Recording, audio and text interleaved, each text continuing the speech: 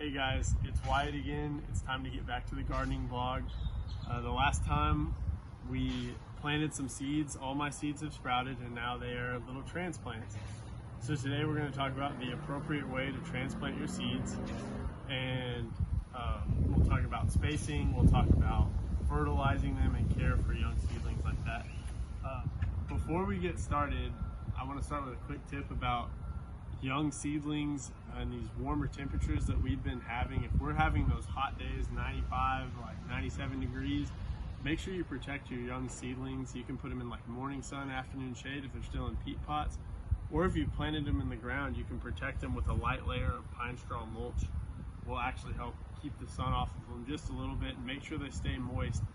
You can bless them with some water and keep their surface roots moist, and that will keep your seeds healthy until they're mature enough in our cooler temperatures. And that being said, now we're going to go ahead and get some tips for transplanting. Alright guys, it's time for those transplanting tips. I'm going to start with my cabbage, but it's going to be the same tips for all of these vegetables. So whenever you are planting new vegetables, if you put mulch on your bed, you can move the mulch to the side. If not, you're just going to dig straight down into the dirt. I've already prepared the bed with Nature's Blend, so I don't need to mix any Nature's Blend in. But when you dig your hole, the first thing you want to do is make sure you don't dig it too deep. You just need a little shallow hole like that because we want to make sure we plant these level. That way we don't suffocate their little feeder roots. So we're going to plant them level with the ground like that. But I always like to mix the Biotone plant starter in there because that really helps with the beneficial fungus in the soil and helps build a strong root system on your plants. So you can spread a little bit of that out over the soil you took out of the hole and mix it in. And then just pop your transplant right down in there. And if they're in peat pots, the peat part can be raised up just a little bit. If not, you just transplant them level into the ground. But you just want to make sure that the soil level is level with the soil that's in the little pot. Backfill around and you can just press it down a little bit and you're good to go. Make sure you put the pine straw mulch back around. That will kind of help protect them, keep some moisture in there, and then we're just going to go down the line and start planting the rest of them.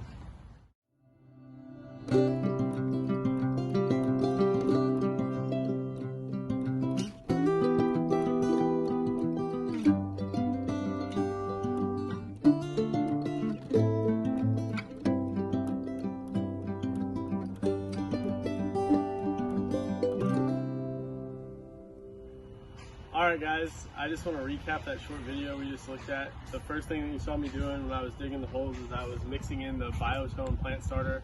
It's got really good mycorrhizal fungi in there. It's poultry manure based, so it really helps break down the soil, helps get those roots established really quickly. So I always mix that in.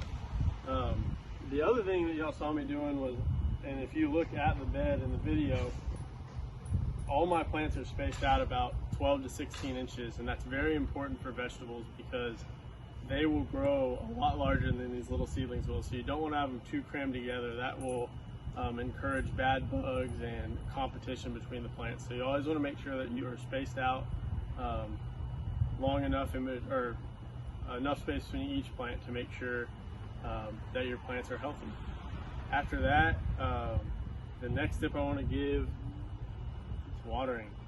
These little seedlings are very sensitive to, the pounding water hose or the high pressure water hose. So make sure that you use like a watering can or something with a little bit lighter pressure to water them in the first few times until the plant's mature enough to where you can water them with the water hose without damaging them. And I just do a light sprinkle over each one.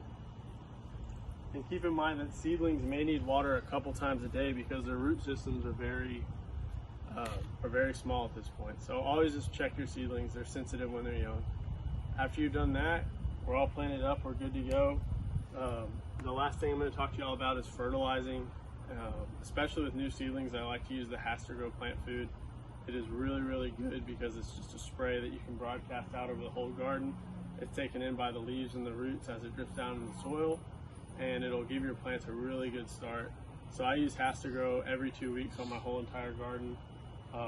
throughout the life of my garden. And we'll be talking more about that as we get further into the garden, which we're going to get to do now since plants are in the ground. We're going to be talking more about pest management in your garden, more about fertilizing. We'll be talking about pruning, harvesting, so we can really get into it now that the plants are in the ground. And that's all we got for today, guys. Thank you so much, and happy gardening.